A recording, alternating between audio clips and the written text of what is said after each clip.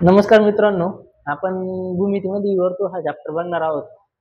आपण बघा ब्रह्मविद्या क्लासेस सुरू केलेले आहे ऑगस्ट महिन्यामध्ये. परंतु आपण आता शाखा क्रमांक 2 पाटोदा येथे सुरू केले आहे. आपले प्राथमिक आरोग्य केंद्र छत्रपती चौक पाटोदा येथे आपण ब्रह्मविद्या क्लासेसची शाखा क्रमांक 2 सुरू केलेला आहे. ऑफलाईन पद्धतीने लेक्चर आपले चालू आहे, परंतु जे इथं होतं तेच आपण ऑनलाईन पद्धतीने पण देण्याचा प्रयत्न करत आहोत.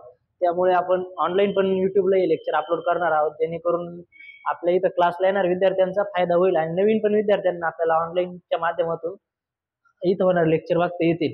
बघा, आज आपण वर्तुळ हा एकदम महत्वाचा चॅप्टर बघणार आहोत. आता बघायला गेलं तर वर्तुळला जर बघितलं तर प्रत्येक एकदम मध्ये क्वेश्चन येण्याची शक्यता आहे. काही ठिकाणी 2-2, 3-3 क्वेश्चन वर्तुळ या प्रकरणावर येतात. त्यासाठी आपल्याला वर्तुळ म्हणजे काय कन्सेप्ट माहित पाहिजे पूर्ण, बरोबर. आता बघा, आपल्याला वर्तुळ माहिती, वर्तुळ म्हणजे काय, हा एक वर्तुळाकार आकृती, बरोबर. हिला काय म्हणतो आपण, वर्तुळ म्हणतो. परंतु या वर्तुळामध्ये बऱ्याचशा कन्सेप्ट आहे, बरोबर. त्या कन्सेप्ट जर कळाल्या तर आपल्याला वर्तुळाचं परीघ काढता येईल, वर्तुळाचं क्षेत्रफळ काढता येईल, किंवा वर्तुळावर जो पण क्वेश्चन राहील तो आपल्याला काय करता येईल, सॉल्व्ह करता येईल. त्याआधी आपल्याला काय समजून घेणे गरजेचं आहे, एवढी आकृती समजून घेणे गरजेचं आहे, बरोबर.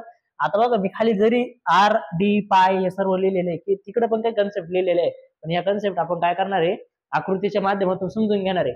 आता बघा, वर्तुळामध्ये अशा काही कन्सेप्ट राहत्या, बरोबर. याला आपण काय म्हणतो, वर्तुळ केंद्र म्हणतो, बरोबर. याला आपण वर्तुळ केंद्र म्हणतो.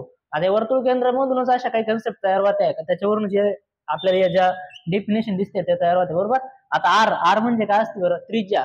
आपण त्रिज्या काय म्हणतो, केंद्रबिंदू पासून वर्तुळाच्या अशा या भागाला आपण काय म्हणतो, आपण त्रिज्या म्हणतो. त्रिज्या आपण कोणत्या अक्षराने दर्शवितो, आर या अक्षराने दर्शवितो, बरोबर. ही काय झाली, वर्तुळाची त्रिज्या झाली. त्यानंतर वर्तुळाचं काय आहे, डी म्हणजे काय, वर्तुळाचा व्यास. आता बरोबर, वर्तुळ केंद्रातून जाणारी जी जीवा असते त्याला आपण काय म्हणतो, व्यास म्हणतो. पण आपल्याला जीवा म्हणजे काय ते समजलं पाहिजे. आपण जे वर्तुळाच्या अशा ज्या आपण कोणत्या पण रेषा जर काढल्या यांना आपण काय म्हणतो, जीवा म्हणतो, बरोबर. यांना काय म्हणतो आपण, जीवा.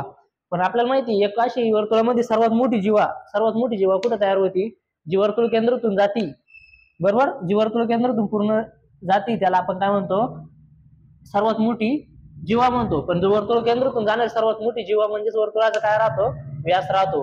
आता वर्तुळ केंद्रातून जाणार सर्वात मोठी जीवा म्हणजे काय राहतो, हा वर्तुळाचा व्यास राहतो. मग व्यास आपण कसे दर्शितो, डी या अक्षराने दर्शितो, बरोबर. याला काय म्हणतो आपण, व्यास म्हणतो. आणि याला काय म्हणतो आपण, त्रिज्या. आणि आपण बाकीच्या कोणत्या पण अशा जर लाईन्स काढल्या, बरोबर, यांना आपण काय म्हणणार आहे, जीवा म्हणणार आहे. पण या जीवा काय राहणार बरं, सर्व लहान लहान राहणार आहे. पण सर्वात मोठी वर्तुळाची जीवा म्हणजे वर्तुळाचा काय राहतो, व्यास राहतो. बघा, मी पॉईंट नंबर 1 काय लिहिलेला आहे, वर्तुळाची सर्वात मोठी जीवा ही वर्तुळाचा काय राहतो, व्यास. मग सर्वात मोठी जीवा कुठं काढता येणार आपल्याला, ही बघा, ही काय राहणार, वर्तुळाची सर्वात मोठी जीवा. सर्वात मोठी जीवा म्हणजेच वर्तुळाचा काय आहे, व्यास आहे, बरोबर. आता बघा, व्यास आणि त्रिज्यांमध्ये पण एक रिलेशन राहतं, बरोबर. आता तिथे मी रिलेशन लिहिलेले, आपल्या इथं आकृतीमध्ये पण काय होतंय, रिलेशन दिसतंय, बरोबर. आता ही आकृती मी समजा परत नवीन काढतो, बरोबर. काय करतोय मी आता, वर्तुळ काढतोय. आता बघा, याला काय म्हणतो आपण, वर्तुळ म्हणतो. आणि या वर्तुळाचा काय आहे, हा केंद्रबिंदू, बरोबर. आता हा वर्तुळाचा केंद्रबिंदू जरी असला तर आपल्याला याच्यापासून काय होणार आहे, कन्सेप्ट तयार होणार आहे. आता बघा, याला आपण काय म्हणतो, त्रिज्या म्हणतो. हा काय झाला बरं, वर्तुळाचा इथं अर्धा भाग झाला, बरोबर. याला काय म्हणतो आपण, त्रिज्या. हाच भाग जर आपण वर्तुळात जर पूर्ण केला तर हा कशामध्ये कन्वर्ट होतो, मग व्यासामध्ये कन्वर्ट होतो, बरोबर. कशामध्ये कन्वर्ट होतो, व्यासामध्ये. अर्धा भाग काय त्रिज्या, आणि हा जर भाग पूर्ण जर केला तर तो कशामध्ये कन्वर्ट होतो, व्यासमध्ये कन्वर्ट होतो. त्याच्यावरती आपण काय केलेलं आहे, कन्सेप्ट नंबर 2 आणि कन्सेप्ट नंबर 3 घेतलेली, बरोबर. कन्सेप्ट नंबर 2 आणि कन्सेप्ट नंबर 3 घेतलेली. आता कन्सेप्ट नंबर 2 काय सांगते बरं, वर्तुळाची त्रिज्या व्यासाच्या काय असते, निमपट असते. म्हणजे काय असती, अर्धी असती. आता बघा, ही काय वर्तुळाची, समजा ही काय वर्तुळाची त्रिज्या आहे, बरोबर. ही वर्तुळाची त्रिज्या, ही पण काय वर्तुळाची त्रिज्या, ही व्यासाच्या काय बरं, अर्धीचे. म्हणजे काय, वर्तुळाची त्रिज्या व्यासाच्या काय असते, निमपट असते. ते आपण याच्यामध्ये कसं दर्शवू शकतो, आर बरोबर काय दर्शवू शकतो, डी भागिले 2. म्हणजे त्रिज्या बरोबर व्यास भागिले काय लिहू शकतो आपण, 2 लिहू शकतो. किंवा मी तर असं मराठीमध्ये जर लिहिलं तर त्रिज्या बरोबर काय असतं, व्यासाची जर अर्धी केली तर काय भेटते आपल्याला, त्रिज्या भेटते, बरोबर. म्हणजे त्रिज्या बरोबर व्यास भागिले 2, बरोबर. त्यानंतर काय, त्याच्याच उलट आहे, वर्तुळाची त्रिज्या जर व्यासाचे निमपट असेल तर वर्तुळाचा व्यास हा त्रिज्याचे काय राहील, मग दुप्पट राहील. वर्तुळाचा व्यास काय, त्रिज्याचे काय दुप्पट आहे, बरोबर. मग तीच कन्सेप्ट काय लिहिली आपण, 3 नंबरला लिहिली, काय वर्तुळाचा हा व्यास हा त्रिज्याच्या काय दुप्पट असतो. म्हणजे डी बरोबर काय 2 गुणिले आर. म्हणजे व्यास काय असतो, व्यास बरोबर व्यास बरोबर काय असतो 2 गुणिले त्रिज्या बरोबर. आपल्याला या काय आहे वर्तुळातली एकदम बेसिक कन्सेप्ट आहे बरोबर. आता बघा ही बघितलंय आपण काय बघितली वर्तुळाची सर्वात मोठी जीव हा वर्तुळाचा व्यास असतो. त्यानंतर वर्तुळाची त्रिज्या व्यासाच्या काय असते निमपट असते. जर त्रिज्या व्यासाची निमपट असेल तर व्यास त्रिज्याचे काय राहील मग दुप्पट राहील. आपण नवीन असं काय लिहिलं नाही बरोबर. एवढं काय आकृतीवर अवलंबून आहे. आता बघा ज्यावेळेस आपण क्षेत्रफळ परीकडे जाणार आहे वर्तुळाचा त्यावेळेस आपल्याला एक कन्सेप्ट येणार आहे एक आपल्याला चिन्ह येणार आहे बरोबर. आता प्रत्येक एक्झाम्पल सोडवताना आपल्याला इथं काय दिसणार आहे पाय. पाय म्हणजे काय असतो 22/7. पायची किंमत कुठं पण गेलं तर 22/7च राहणार किंवा काही काही ठिकाणी किती 3.14 घेतलेली असती. पण आपल्याला वर्तुळामध्ये जास्त करून काय करायचं आहे 22/7 घ्यायचं आहे बरोबर. त्यामुळे आपल्याला काय करायचं पुढे जाऊन यांचं क्षेत्रफळ परीघ याचे फॉर्म्युले बघायचे. त्याआधी आपल्याला काय माहित पाहिजे क्षेत्रफळ म्हणजे काय आणि परीघ म्हणजे काय. जेव्हा आपण बघा आता हा काय असतो वर्तुळ असतो बरोबर. आता बघा या वर्तुळामध्ये जर बघायला गेलं आपल्याला काय दोन कन्सेप्ट आहे काय परीघ आणि काय क्षेत्रफळ आहे. आता जेव्हा आपल्याला परीघ काढायचं असतं का तेव्हा आपल्याला काय करायची राहते ही जी किनाऱ्याची लांबी आहे बरोबर. या पूर्ण किनारीची काय करायची राहते लांबी काढायची राहते. इथून जर सुरुवात केली इथून ते इथपर्यंत काय करायची आपल्याला लांबी काढायची बरोबर. याला आपण काय म्हणतो मग या किनारीची लांबी म्हणजे काय असतो परीघ असतो बरोबर. आता परीघ म्हणजे काय होतं फक्त बाहेरच्या किनारीची लांबी. पण आपल्याला काय पुढे जाऊन अजून एक कन्सेप्ट राहते काय असतो क्षेत्रफळ. क्षेत्रफळ म्हणजे काय असतं जेव्हा आपण या मधल्या भागाचं काय करतो आपण मेजरमेंट करतो बरोबर. याला काय म्हणतो आपण या भागात जेव्हा आपण मापन करतो याला आपण काय म्हणतो क्षेत्रफळ म्हणतो बरोबर. आपल्याला क्षेत्रफळ आणि परीघ मधला काय समजला पाहिजे फरक समजला पाहिजे. जेव्हा आपण मधल्या भागाचं मेजरमेंट करणार त्याला क्षेत्रफळ म्हणतो आणि या किनारीची लांबी म्हणजे काय असतो परीघ असतो बरोबर. पुढे जाऊन आपण काय करणार आहे वर्तुळाचं परीघ आणि क्षेत्रफळाचे फॉर्म्युले बघणार बरोबर. त्यासाठी आपल्याला प्रत्येक फॉर्म्युलेमध्ये काय दिसणार या तीनच कन्सेप्ट दिसणार आर डी आणि पाय. पाय म्हणजे काय असतो 22/7. आर म्हणजे काय असते वर्तुळाची त्रिज्या ती पण मी तर तुम्हाला सांगितली होती बरोबर. आणि डी म्हणजे काय असतो वर्तुळाचा व्यास असतो बरोबर. एवढं जर समजलं असेल तर आपण काय करू शकतो पुढे जाऊन वर्तुळाचे परीघ आणि क्षेत्रफळ काढू शकतो बरोबर. बघा आपण काय बघितलं होतं आता वर्तुळामध्ये तो व्यास त्रिज्या पाय बरोबर या कन्सेप्ट बघितलं त्रिज्या काय असते व्यास काय असतो बरोबर. पण आपल्याला नुसतं ते बघून चालणार नाही. आपल्याला काय करावं लागणार आहे त्याच्यावरलं क्षेत्रफळ आणि परीघ पण आपल्याला माहित पाहिजे. त्यासाठी त्यांचे काय माहित पाहिजे सूत्र माहित पाहिजे. आता बघा ज्यावेळेस आपण वर्तुळाचं काय करतो क्षेत्रफळ बघतो बरोबर. वर्तुळाचं क्षेत्रफळ बरोबर फॉर्म्युला काय आहे पाय आर चा वर्ग बरोबर. पाय आर चा वर्ग तुम्हाला अगोदर सांगितलं होतं पाय म्हणजे काय असते पायची किंमत कायम काय राहणार आहे 22/7 राहणार आहे. आणि त्यानंतर वर्तुळाचं परीघ म्हणजे काय 2πr. त्या अगोदर तुम्हाला सांगितलं होतं बरोबर. त्या अगोदर परीघ म्हणजे काय असते किनारीची लांबी काढायची असते आणि क्षेत्रफळ म्हणजे मधलं जे मेजरमेंट असतं ते म्हणजे काय असतं क्षेत्रफळ असतं बरोबर. त्यासाठी आपल्याला दोन फॉर्म्युले माहित पाहिजे. आता आपण एक्झाम्पल नंबर एकच कशाने सोडवणार आहे फॉर्म्युलेने सोडवणार आहे. कारण पुस्तकी मेथड मध्ये पण या फॉर्म्युलेनं सोडून दिलेलं आहे बरोबर. तर आपण फॉर्म्युलेने सोडवायचं का नाही. आपल्याला काय करावं लागणार आहे वेळ वाचवण्यासाठी आपल्याला कोणती तरी वेगळी मेथड पण पाहिजे फॉर्म्युले व्यतिरिक्त बरोबर. म्हणजे आपले टाइम पण वाचतो आणि काय होतं एक्झाम्पल पण ऍक्युरेट सुटते बरोबर. आपण एक्झाम्पल नंबर एकच फक्त काय करणार आहे फॉर्म्युलेनुसार समजून घेणार आहे. त्यानंतर एक्झाम्पल मोजून आपल्याला 3 ते 4 सेकंद मध्ये आपल्याला उत्तर काढता येणार आहे. कारण वर्तुळामध्ये एक्झाम्पल पूर्ण एक्झाम्पल कशाची पट्टीमध्ये राहत्या 7च्या पट्टीमध्येच एक्झाम्पल दिले असे त्रिज्या आणि व्यास. त्यामुळे आपल्याला एक्झाम्पल सुटते आपण पुढे जाऊन ते बघणार आहे. पण एक्झाम्पल नंबर 1 काय करणार आहे आपण सूत्राच्या पद्धतीने सोडवणार बरोबर. आता बघा एक्झाम्पल नंबर 1 मध्ये काय दिलेलं आहे एका वर्तुळाची त्रिज्या किती दिलेली आहे आपल्याला 7 सेंटीमीटर दिलेली. वर्तुळाची त्रिज्या किती दिलेली आहे 7 सेंटीमीटर दिलेली. आणि तर त्या वर्तुळाचं काय विचारलेलं आपल्याला व्यास परीघ आणि क्षेत्रफळ विचारलेलं आहे. आता बघा एक्झाम्पल मध्ये काय पहिली कन्सेप्ट काय विचारलेली आहे व्यास बरोबर. आपल्याला काय विचारलेलं आहे व्यास.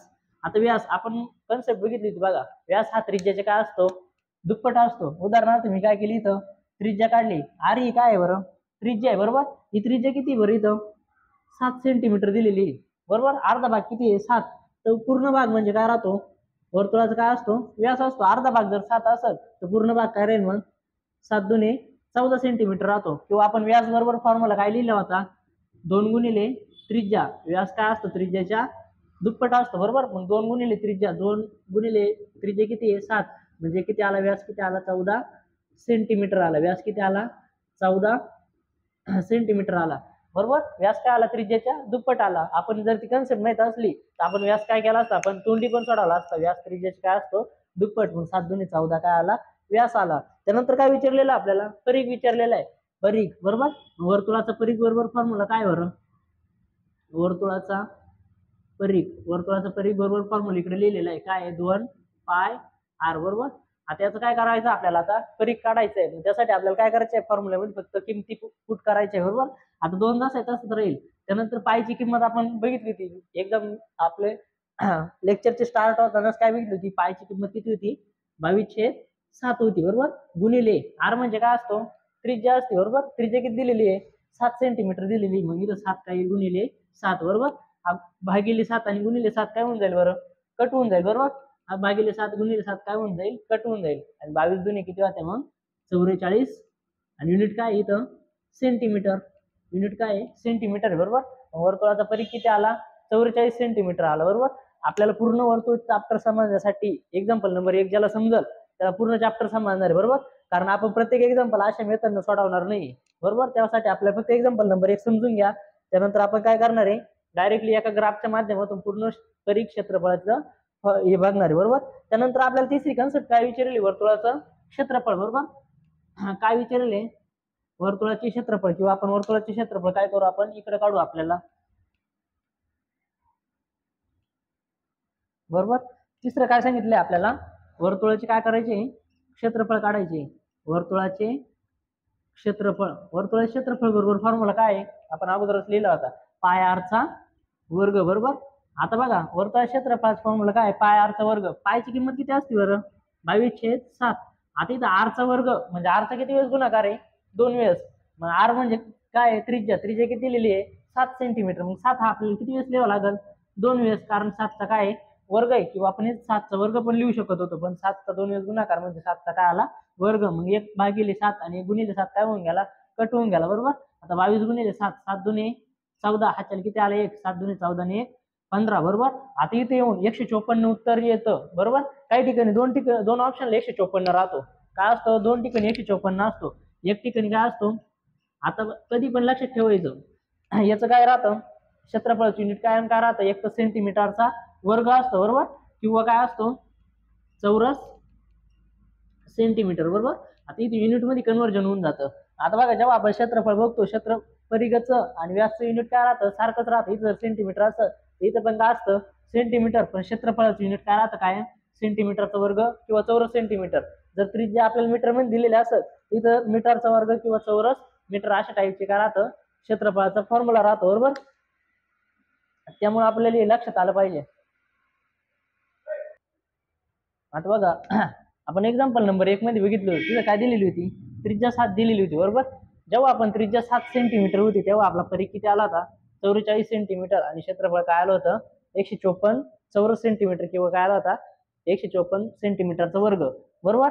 अशा टाईपनं आपण सोडवलेलं होतं. आता बघा आपल्याला माहिती त्रिज्या जर 7 असेल तर व्यास काय राहणार आहे 14, म्हणजे या दोन्हीचा अर्थ काय राहणार आहे एकच. किंवा जेव्हा 14 व्यास असला तरी किती येणार आहे 44, आणि क्षेत्रफळ किती येणार आहे 154 येणार आहे बरोबर.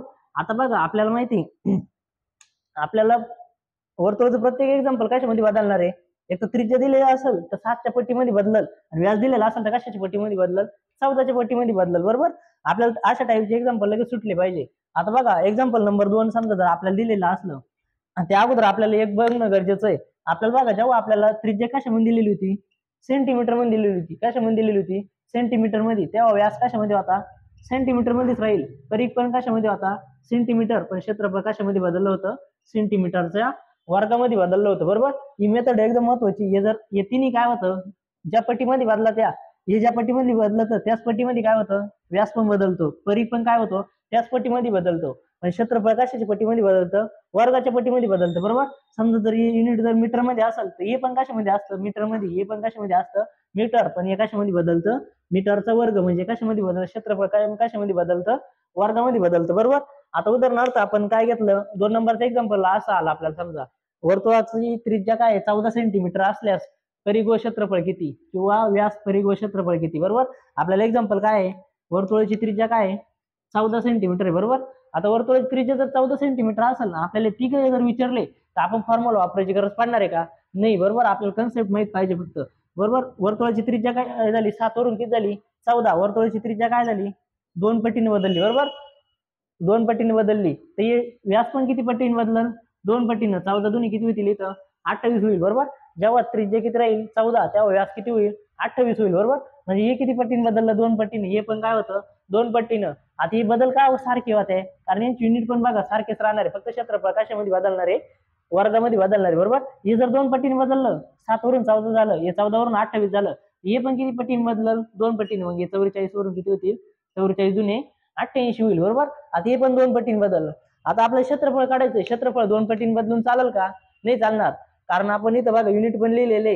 हे जे या तिघांची काय राहतो, बदल सारखाच राहतो, पण याचा बदल कशामध्ये होतो, वर्गामध्ये होतो कायम. मग आता बघा हे 2 पटीने, हे 2 पटीने, 2 पटीने बदललं, बरोबर. तर आपल्याला 2चा वर्ग काय राहील, मग 4. म्हणजे हे किती पटीने बदलल, 4 पटीनं. मग 114 गुणिले काय करावं लागेल, 4 करावं लागेल, बरोबर. 4 चोक किती झाले, 16 झाले. हातच्याला गेला 1, 4 25 आणि 1 21, हातच्याला गेला 2, 4 1 4 2 किती झाले, 6, बरोबर. आता आपण बघा हे कशावरून घेतलं, फक्त आपल्याला सर्वात अगोदर आपल्या वर्तुळावरला कोणता क्वेश्चन जर सॉल्व्ह करायचा असेल तर फक्त आपल्याला काय माहित पाहिजे, या 4 किमती माहित पाहिजे. या 4 किमती जर माहित असेल तर आपण काय करू शकतो, सर्व एक्झाम्पल सॉल्व्ह करू शकतो, बरोबर.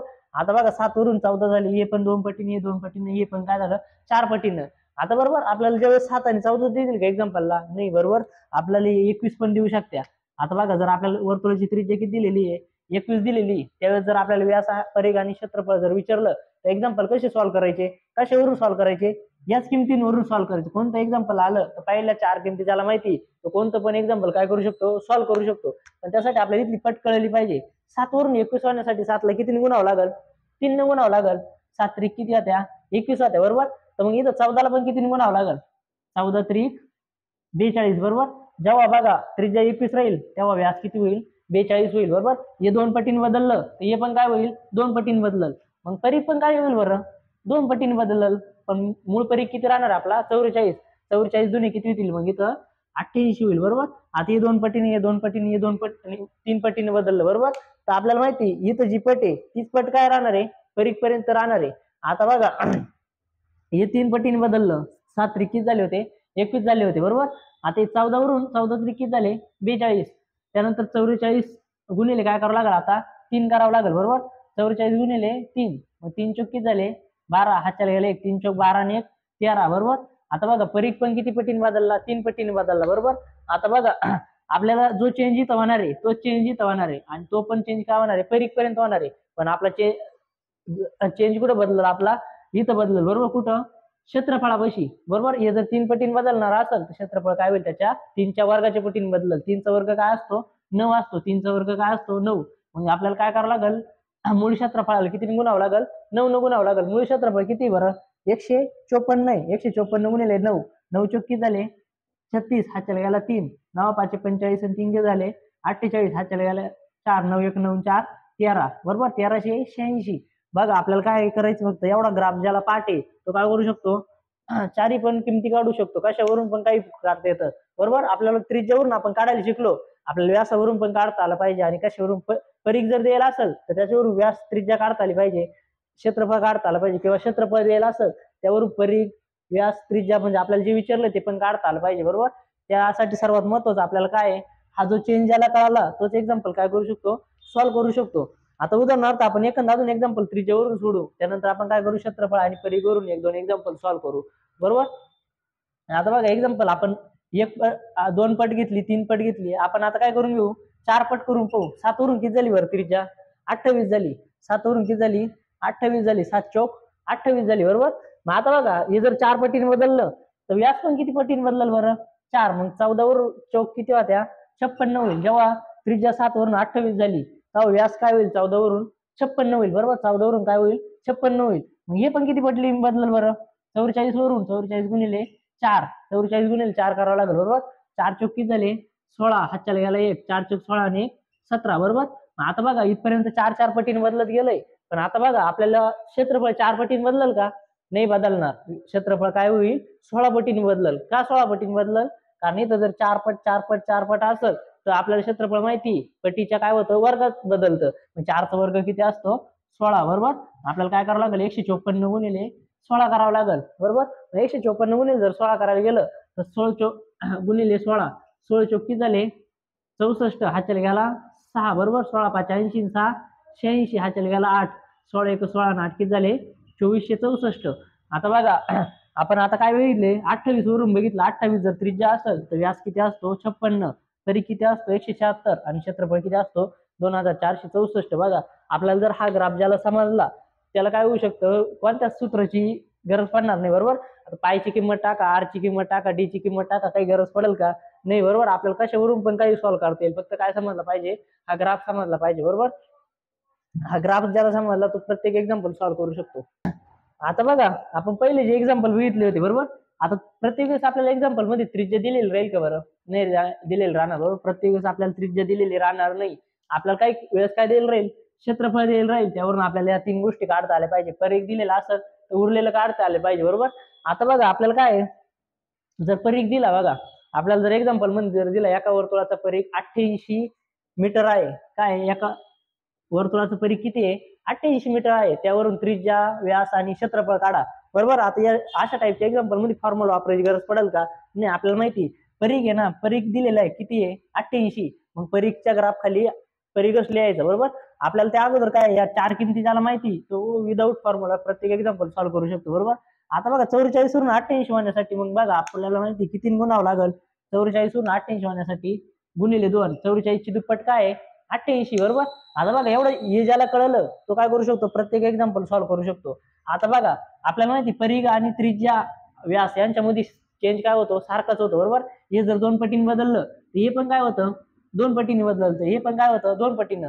7 ची दुप्पट किती होती 14. बरोबर, जेव्हा परीघ 88 राहील तेव्हा त्रिज्या किती राहील 14 राहील. बरोबर, मग बघा जेव्हा परीघ 88 राहील तेव्हा व्यास काय होईल 14 दुने 28 होईल. बरोबर, आता बघा या 3 ठिकाणी चेंज काय होतो, सारखा होतो. पण क्षेत्रफळाच्या ठिकाणी चेंज सारखं होतो का नाही, क्षेत्रफळ कशामध्ये बदलतं वर्गामध्ये. मग बघा इथं 2 दिलेला आहे, इथं 2 दिलेला आहे, इथं पण काय आहे 2, मग 2चा वर्ग किती होतं बरोबर 4. मग क्षेत्रफळ किती पटीने बदलल 4 पटीनं. पण 4 न कुठं गुणायचं, मूळ क्षेत्रफळावरच गुणायचं. आपण ज्या मूळ किमती घेतलेल्या आहे 7, 14, 44 आणि 154, मग 154 गुणिले जर 4 केला, 4 चौक किती झाले 16, हातच्याला गेला 1, 4 25 आणि 1 21, हातच्याला गेला 2, 4 1 4 आणि 2 किती झाले 6 झाले. बरोबर, आता बघा आपण काय केलं, आता परीघावरून काय केलं त्रिज्या काढला, व्यास काढला आणि काय केले क्षेत्रफळ काढलं. बरोबर, आता बघा आपल्याला समजलं. आता काय केलं आपण परीघेवरून काय केलं क्षेत्रफळ, त्रिज्या आणि काय केला व्यास काढला. बरोबर, अजून आपण एखादं एक्झाम्पल घेऊ शकतो. आता बघा आपल्याला जर दिलेले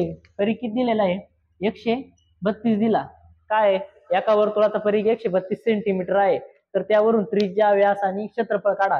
पेपरला काहीतरी आपल्याला एकच काढायला सांगतील, आपण इथं काय करतोय एक्झाम्पल समजण्यासाठी काय करतोय 3 गोष्टी काढायला शिकतोय. बरोबर, वर्तुळाचा परीघ किती 132 असताना त्रिज्या, व्यास आणि क्षेत्रफळ काढायचंय. आता बघा आपल्याला माहिती 44 वरून 132 होण्यासाठी किती गुणावं लागल, या काहीतरी पटीमध्येच बदलतं. बरोबर, आता जेव्हा आपण 132 भागिले 44 करू तर भागाकार किती येईल 3 येईल. बरोबर, म्हणजे 44 ला जर 3 न गुणला जाऊ गुणाकार किती येतो 132 येतो. म्हणजे 44 ची किती पट 132 आहे 3 पट 132. बरोबर, जर हे जर 3 पटीने बदलत असेल तर हे पण किती पटीने बदलल 3 पटीनं, हे पण किती पटीने बदलल 3 पटीने बदलल. बरोबर, पण आता बघा या 3 मधला चेंज काय राहतो, पटी मधला सारखाच राहतो, पण इथला चेंज कशामध्ये राहतो वर्गामध्ये राहतो. बरोबर, मग 3 चा वर्ग किती आहे 9 आहे. बरोबर, आता बघा इथं आपण 3 न गुणलं, इथं 3 न, इथं 3 न आणि तिथं 9 न जर गुणलं तर आपल्याला 4 गोष्टी काय होऊन जात्या मिळून जात्या. पण 7 त्रिक किती झाले इथं 21, 14 त्रिक किती झाले 42 झाले. बरोबर, आता परीघ तर आपल्याला ऑलरेडी दिलेला होता. आता आपल्याला काय करायचंय क्षेत्रफळ काढायचंय. बरोबर, 154 गुणिले 9 किती होतील मग 9 चौक 36, हाच्याला गेला 3. बरोबर, 9 5 45 आणि 3 किती झाले 48, हाच्याला गेला 4. बरोबर, 9 1 9 4 किती झाले 1386.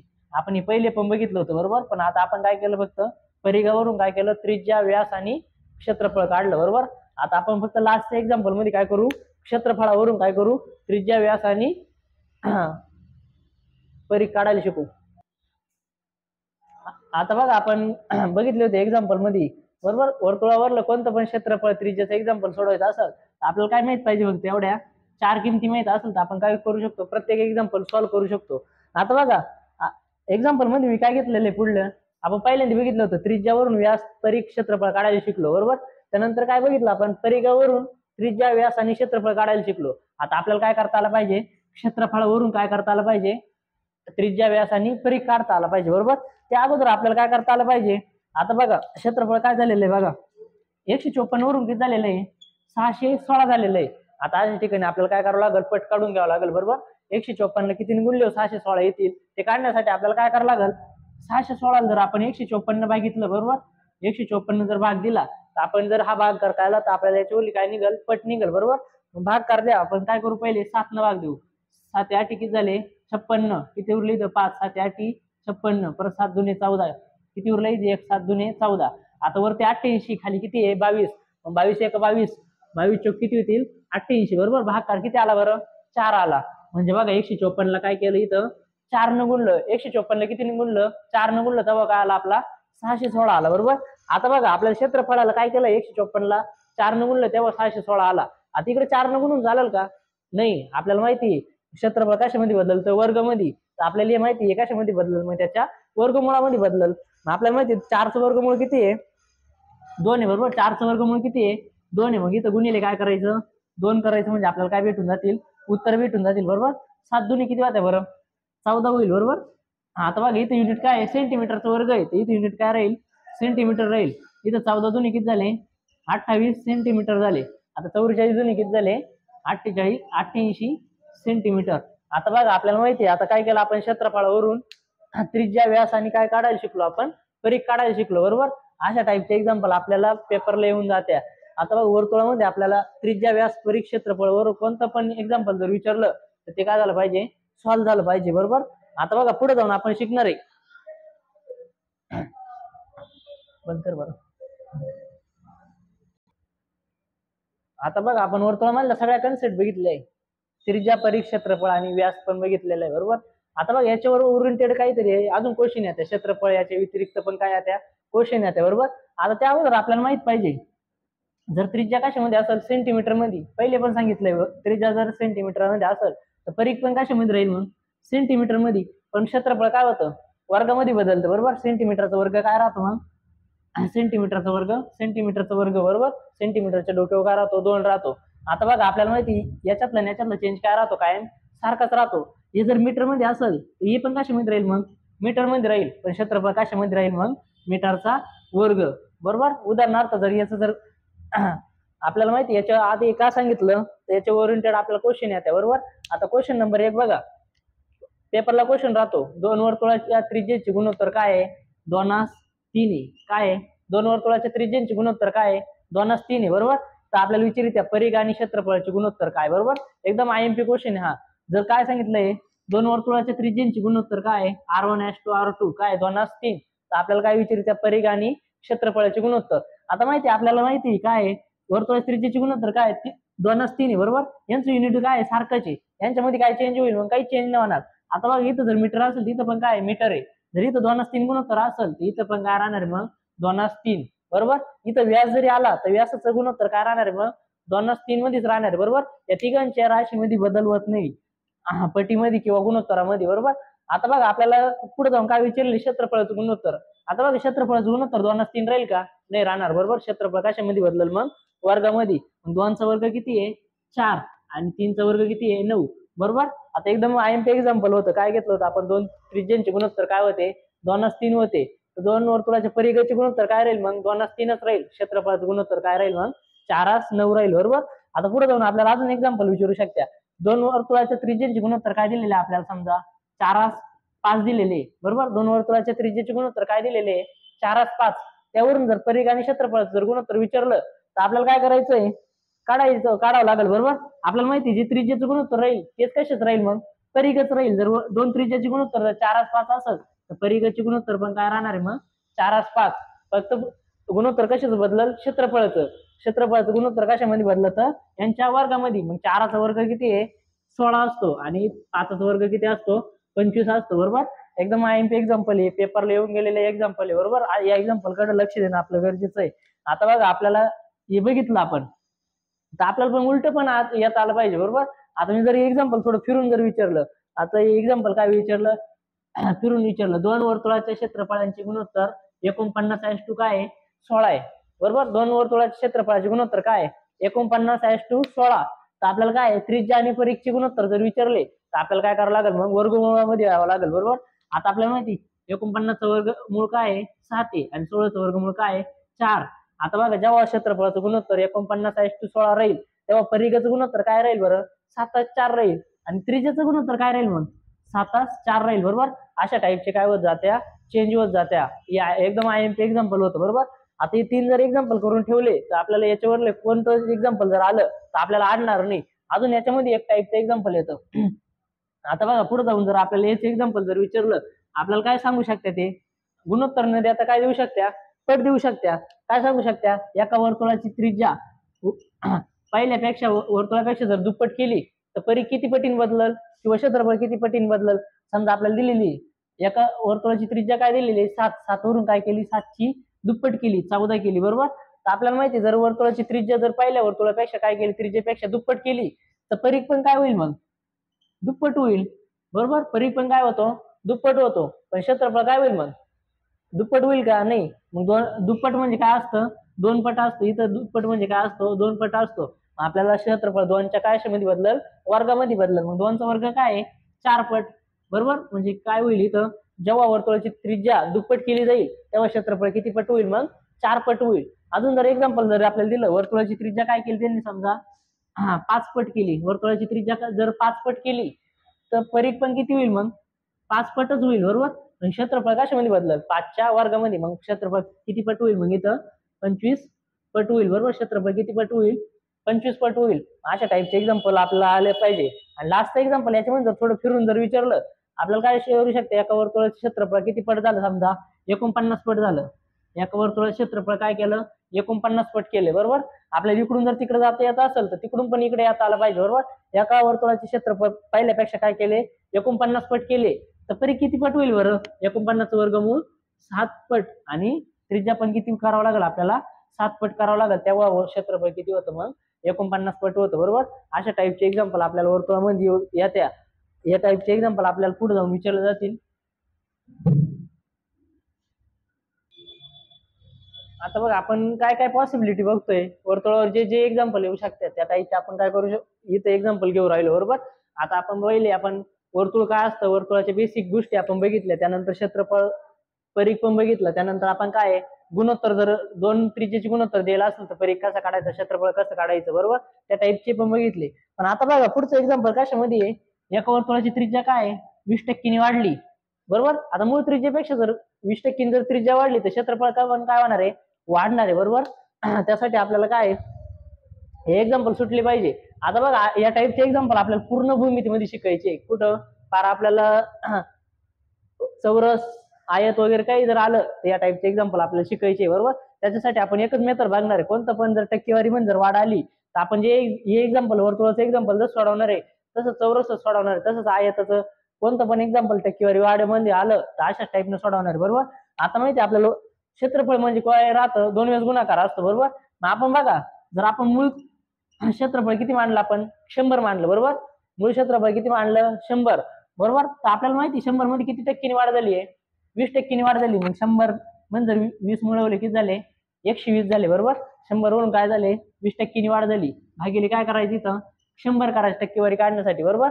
त्यानंतर बघा आपल्याला माहिती क्षेत्रफळ म्हणजे काय राहतो? 2 वेळेस गुणाकार राहतो. मग आपल्याला 2 वेळेस गुणाकार करण्याचे, बरोबर. 120 भागिले 100 परत काय करावं लागेल? 120 भागिले 100. बघा 20% काय केले आपण दोन्ही ठिकाणी वाढ केलेली, बरोबर. आणि काय आपलं ओरिजिनल क्षेत्रफळ होतं. ओरिजिनल क्षेत्रफळामध्ये काय केले आपण? 20% वाढ केली. एवढं सोडवल्यानंतर आपल्याला काय भेटणार आहे? वाढ होती का घट होती, बरोबर. हे सोडव भेटणार आहे, बरोबर. आता हे 100 काय होऊन जातील बरं? इथं कट होऊन जातील. आता हे 0 पण इथं काय होऊन जातील? असे कट होऊन जातील. शेवटी काय उरला? 12 गुणिले 12. 12 गुणिले 12 किती होते मग? 12 गुणिले 12 किती होत्या? 144 होते, बरोबर. आता बघा 144 म्हणजे काय आहे? आता मूळ मध्ये किती होती? 100 होती. 100 वर किती वाढले मग? 100 पेक्षा 144 काय आहे? 44 मोठे, बरोबर. मग बघा जेव्हा आपण वर्तुळाची त्रिज्या 20% वाढू तेव्हा क्षेत्रफळ किती टक्क्यांनी वाढेल? मग 44% काय होईल? मग क्षेत्रफळामध्ये पण काय होऊन जाते? वाढ होऊन जाते, बरोबर. अशा टाईपनं आपल्याला एक्झाम्पल सॉल्व्ह करता आले पाहिजे. कसे? आता प्रत्येकाचं आपल्याला वाढवर एक्झाम्पल येईल का? नाही येणार, बरोबर. हेच एक्झाम्पल थोडंफार आपल्याला काय करू शकता? फिरून विचारू शकता, बरोबर. एका वर्तुळाची त्रिज्या काय होती? 20% वाढली तर क्षेत्रफळ किती टक्क्यांनी वाढतं? 44% वाढतं, बरोबर. पण याच एक्झाम्पल अजून जर इथं काय केलं? वाढच्या ऐवजी काय देऊ शकता? आपल्याला घट पण देऊ शकता, बरोबर. आता मी हेच एक्झाम्पल थोडं चेंज करतो. पोरं काय करून घेत्या? इथे 20% जर असेल तर इथं काय करत्या? 44% पाठच करून ठेवत्या, बरोबर. इथे 20% असेल ते काय करत्या? 44%. पण आपल्याला पुढे वाढ विचारली आहे का घट विचारली, बरोबर. ते समजलं पाहिजे. आता काय केलंय? आता पुढच्या एक्झाम्पल मध्ये बघा चेंज काय करतो. एका वर्तुळाची त्रिज्या 20%नी काय केली? कमी केली, 20% काय केली, कमी केली, तर क्षेत्रफळ किती टक्क्यांनी कमी होईल. बरोबर. आता इथं जर आपण 44% उत्तर पाठ करून चालेल का? नाही चालणार. बरोबर. आता बघ इथे 20% असेल तर इथं 44% असं पाठांतर करायचं नाही. पुढं वाढ केली का घट केली ते समजलं पाहिजे. कमी करणे म्हणजे काय आहे, घट करणे. बरोबर. आता एक्झाम्पल मध्ये मी काय केलेलं आहे, पहिल्या एक्झाम्पल पेक्षा चेंज केलाय. बरोबर. आता बघा सोडवायची मेथड हीच आहे. काय करायची, सोडवायची मेथड सेम राहणार आहे, फक्त आपल्याला वाढ करेल का घट करेल ते समजलं पाहिजे. बरोबर. आता बघा इथं काय केलंय, आपल्याला प्रत्येक एक्झाम्पल मध्ये काय करायची, मेन क्षेत्रफळ काय मानून घ्यायचं 100. आता बघा आता 100 वरून काय केली, 20% काय केली, घट केली. मग 100 मधून 20 गेले किती राहत्या, 80 राहत्या. बरोबर. 100 मधून 20 गेले 80. शेकडेवारी काढण्यासाठी काय करायचं, भागिले 100 करायचा. आता पुढे पण काय करावं लागेल, क्षेत्रफळ म्हणजे आपल्याला 2 वेळेस गुणाकार करावा लागतो. बरोबर. 80 भागिले काय करायचा, 100 करायचं. बरोबर. आता बघा मूळ क्षेत्रफळ किती होतं, 100. त्याच्यामध्ये 20% काय होऊन गेली, घट केली. एवढं सोडवलं म्हणजे आपल्याला काय भेटतं, फायनल आन्सर भेटतं. ते 100 काय होऊन गेले, कट होऊन गेले. बरोबर. आता इथे 0 हा 0 हा 0 काय होऊन गेला, कट होऊन गेला. बरोबर. 8 8 काय झाले, 64 झाले. आता ऑप्शन नंबर 1 ला 64 राहील. आता आपला 64 आपलं उत्तर राहणार आहे का, नाही राहणार. आपल्याला काय चेक करावं लागेल, मूळ काय होतं इथं 100 होतं. काय होते, मूळ क्षेत्रफळ ओरिजिनल क्षेत्रफळ किती होतं, 100 होतं. 100 वरून आता किती झालं, 64 झालं. मग इथं वाढ झाली का घट झाली, घट झाली. किती घट झाली, आपल्या 100 मधून 64 काय करावं लागतील, मायनस करावं लागेल. 100 मधून 64 गेली किती राहिले, 36% काय झाली इथं क्षेत्रफळामध्ये घट झाली. बरोबर. मूळ क्षेत्रफळ किती होतं 100, 20% घट केल्यामुळे क्षेत्रफळ किती झालं 64. त्यांना सांगितलं किती टक्क्यांनी कमी होईल, मग 36% काय होतं, मग क्षेत्रफळ कमी होऊन जातं. बरोबर. अशा टाईपचं एक एक्झाम्पल कशावर येईल, 20% वाढल्यावर येईल किंवा 20% घट झाल्यावर येईल. बरोबर. आता प्रत्येक ठिकाणी 20 नाही राहणार, फक्त आकडे काय होऊन जातील, चेंज होऊन जातील. सोडवायची मेथड काय राहणार आहे, सेम राहणार. बरोबर. फक्त वाढ आहे का घट आहे ते चेक करायचं. एवढा ग्राफ आपलं एवढी हे जर सोडवलं तर आपलं काय होऊन जाणार आहे, आन्सर येऊन जाणार आहे. बरोबर. आता बघा वर्तुळ चॅप्टर मध्ये सर्वात अवघड जाणारा आणि सर्वात आयएमपी काय आहे, हे एक्झाम्पल सर्वात आयएमपी. बरोबर. चाकाच्या फेऱ्यावरलं एक्झाम्पल. हे एक्झाम्पल भरपूर जणांना अडते. बरोबर. एक्झाम्पल काय होतं सॉल्व्ह करण्यासाठी भरपूर जणांना प्रॉब्लेम येते. पण हे एक्झाम्पल सॉल्व्ह करण्यासाठी प्रॉब्लेम कधी येतो, या 2 गोष्टींमुळेच प्रॉब्लेम येतो. सर्व विद्यार्थ्यांना कशामुळे प्रॉब्लेम होतो, याच्यामुळे आणि याच्यामुळेच प्रॉब्लेम येतो. त्या गोष्टी सॉल्व्ह करण्यासाठी आपल्याला हे माहित पाहिजे.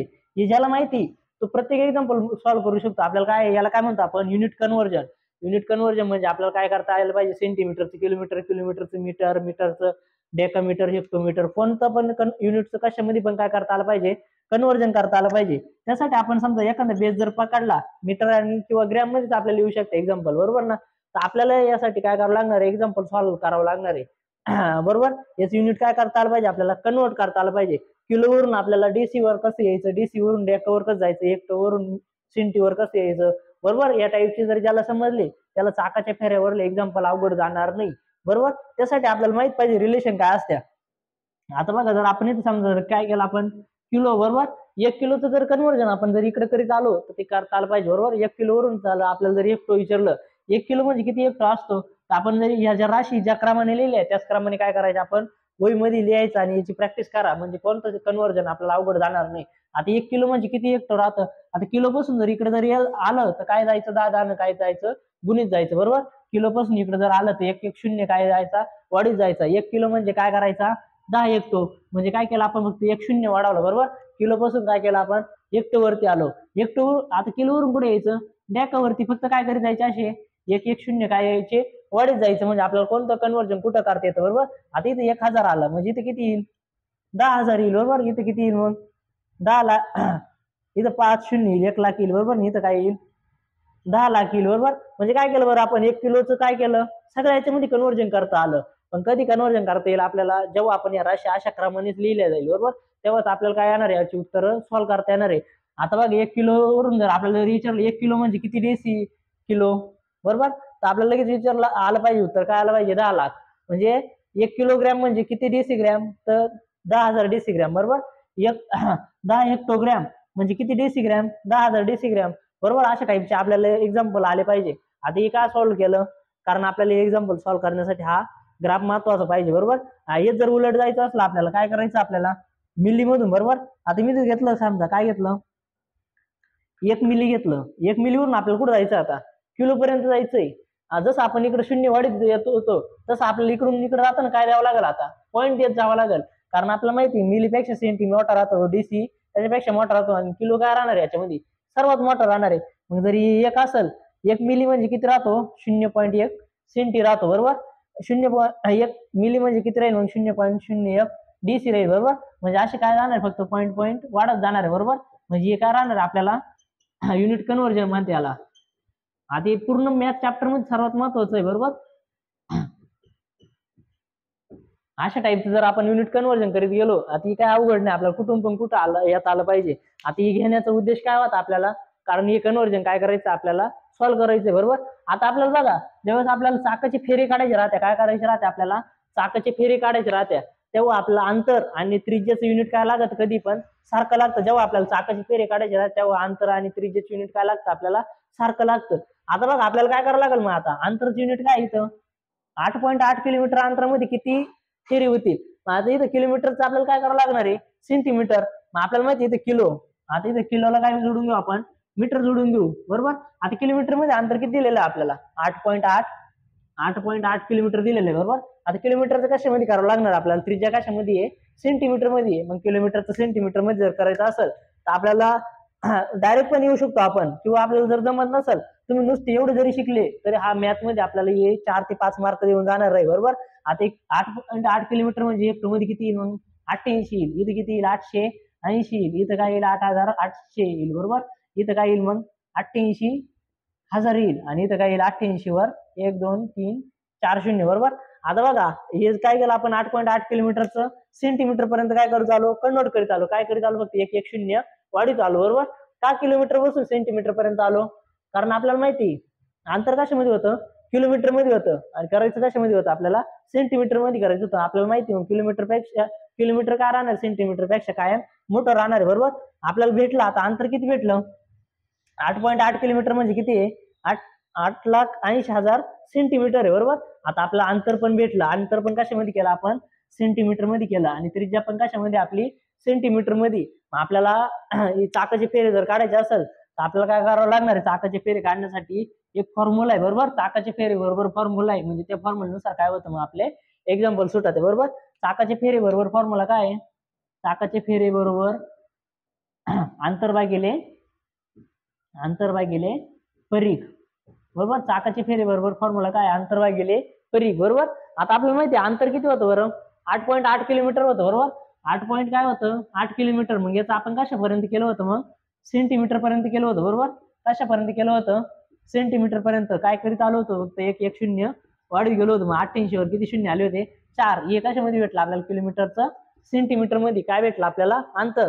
8.8 किलोमीटर म्हणजे किती आलं होतं, 8,80,000 सेंटीमीटर आलं होतं. आता आपल्याला काय करावं लागणार आहे, परीघ काढून घ्यावं लागणार आहे. परीघ कसा काढावं लागेल, त्रिज्या किती आहे, 28 सेंटीमीटर आहे बरोबर. त्रिज्या किती आहे, 28 सेंटीमीटर आहे. मग आपल्याला तो ग्राफ पण माहित पाहिजे, 744,154 बरोबर. 744,154. आता बघा परीघ त्रिज्या किती झाली आहे, 28 बरोबर. तर आपल्याला काय काढायचं आता, परीघ. मग आता बघा 7 वरून किती झाला बरं, त्रिज्या किती झाली, 7 वरून 28 झाली. त्रिज्या किती पटीनं वाढली, 4 पटीनं. आपण पहिलं लेक्चर सुरू झाल्या आपण हे बघितलं होतं बरोबर. त्रिज्या जर 4 पटीने बदलली तर परीघ पण किती पटीने बदलल, 4 पटीनं. मग बघा इथं काय आपली त्रिज्या आहे बरोबर, आणि इथं काय आपला परीघ आहे बरोबर. आपल्याला क्षेत्रफळाशी काही मतलब नाही आता सध्या. आपल्याला माहिती त्रिज्या 4 पटीने बदलली तर परीघ पण किती पटीने बदलल, 4 चौक 16. हाताला गेला 1, 4 चौक 16 आणि 1 17 किती, 176. किंवा आपल्याला माहिती परीघचा फॉर्म्युला काय बरं, परीघचा फॉर्म्युला काय आहे, 2πr. आपण अशा पद्धतीने पण सोडू शकतो बरोबर. आता बरोबर त्यानंतर आपल्याला माहिती इथे किती झाले, 88 वर किती शून्य आहे, असे बरोबर. किंवा आपण फॉर्म्युला मेथड ना आता सोडून बघू, 2 गुणिले 22 7 गुणिले त्रिज्या किती आहे, 28 आहे बरोबर. आता असं का सोडवलं आपण, कारण आपल्याला 176, आपल्याला माहिती होतं परीघ 176 येणार आहे, पण इथं काय करणार आहे आपल्याला भागाकार करताना थोडा अवघड जाईल. त्यामुळे आपण काय केलं, आता इथं अशा फॉर्म्युला मेथडनं परीघ काढला बरोबर. इथं शक्यतो काय करा, फॉर्म्युला मेथडनंच काढा, डायरेक्टली काढू नका, कारण आपल्या इथं विभाजित करताना काय येईल, अडचण येईल बरोबर. आता बघा 7 1 7 7 चौक किती झाले, 28 झाले बरोबर. आता बघा यांचा गुणाकार करा, आता 22 दुने 44. किंवा काय करा आता इथं 22 1 22, 22 चौक किती झाली, इथं या दोन्हीचा गुणाकार 88 झाला बरोबर. 22 चौक किती झाला, 88.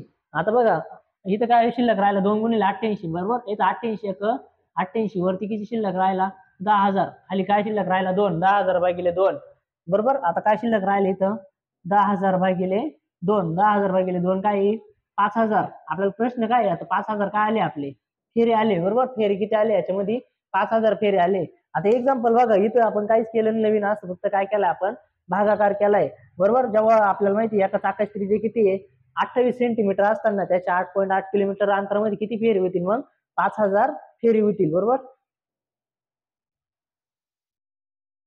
बघा आपण एक्झाम्पल नंबर 1 बघितला. आता एक्झाम्पल नंबर काय आहे 2 आहे बरोबर. आता एक्झाम्पल सगळ्यात IMP त्यामुळे आपण घेतलेले बरोबर. समजण्यात थोडे हार्ड वाटत्या पण आपल्याला फसवितं कोण बरं. या दोन गोष्टी काय करते आपल्याला फसवित्या काय किलोमीटर आणि मीटर किंवा किलोमीटर आणि सेंटीमीटर. मग आपल्याला ते कन्वर्जन करण्यासाठी आपल्याला हा चार्ट माहित पाहिजे बरोबर. आता आपल्याला काय बरं इथं अंतर आणि त्रिज्याचं युनिट आपल्याला कायम काय लागणार आहे सारखं लागणार आहे. इथं जर किलोमीटर असेल आणि मीटर असेल तर आपल्याला सगळं काय करावं लागेल मीटर मध्ये. आता इथे किलोमीटर मध्ये किती दिलेलं आहे 2.2 किलोमीटर. मग 2.2 किलोमीटरचं कशामध्ये करून घ्यावं लागेल मीटर मध्ये करून घ्यावं लागेल. मग मीटर इथे बघा आपला मीटर 2.2 किलोमीटरचं काय करावं लागेल मीटर.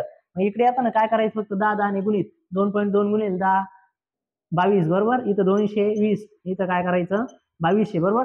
2.2 किलोमीटर म्हणजे किती होतं 2200 मीटर होतं बरोबर. मग आता बघा आपल्याला झालं किलोमीटरचं रूपांतर कशामध्ये केलं आपण मीटर मध्ये केलं बरोबर. त्यानंतर आपल्याला फॉर्म्युला आहे फेरे बरोबर काय फॉर्म्युला फेरे बरोबर अंतर भागिले काय फॉर्म्युला आहे अंतर भागिले परीघ. फेरे बरोबर फॉर्म्युला काय अंतर भागिले परीघ आहे बरोबर. फेरे बरोबर फॉर्म्युला काय अंतर भागिले परीघ. आता अंतर किती आलं आपलं 2200 बरोबर. अंतर किती आलं 2200 आलं बरोबर. आता बघा परीघ परीघ काढायचा फॉर्म्युला काय आहे 2 पाय r बरोबर. परीघ काढायचा फॉर्म्युला काय 2 पाय r. त्याला आपण काय लिहू शकतो आपण 2200 बरोबर. 2200 भागिले 2 गुणिले पायची किंमत किती 2207 आणि त्रिज्या किती आहे त्रिज्या बघा 1.4 मीटर आहे बरोबर. 1.4 मीटर एवढं सोडवलं म्हणजे आपल्याला काय निघतील चाकाचे फेरे निघतील बरोबर. आता इथं जे कट होतं ते कट करून टाकायचं. याला असं लिहू शकतो तुम्ही इथं 22. आता बघा याला थोडं सिम्प्लिफाईड करतो. काय करतो आता 22 ला काय करतो इथं 22,000 लिहितो. 2200 ला काय लिहितो 22,000. इथं जो पॉईंट चिन्ह आहे ते काय करून घेऊ आपण काढून घेऊ बरोबर. 2 गुणिले 22/7 गुणिले आता इथं काय होईल 1.4 चा काय करून घेतला मी 14 करून घेतला. 7 1 7 7 2 14. आता कॅल्क्युलेशन करण्यासाठी काय होऊन जाईल सोपं जाईल बरोबर. आता इथं 22 1 22 वरती किती शिल्लक राहिले 1000 शिल्लक राहिले बरोबर. हे सगळे कट झाले. आता हे दोन्ही किती झाले 4. आता शिल्लक काय राहिले 1000 भागिले 4 शिल्लक राहिले बरोबर ना. 1000 भागिले काय शिल्लक राहिला 4 शिल्लक राहिला.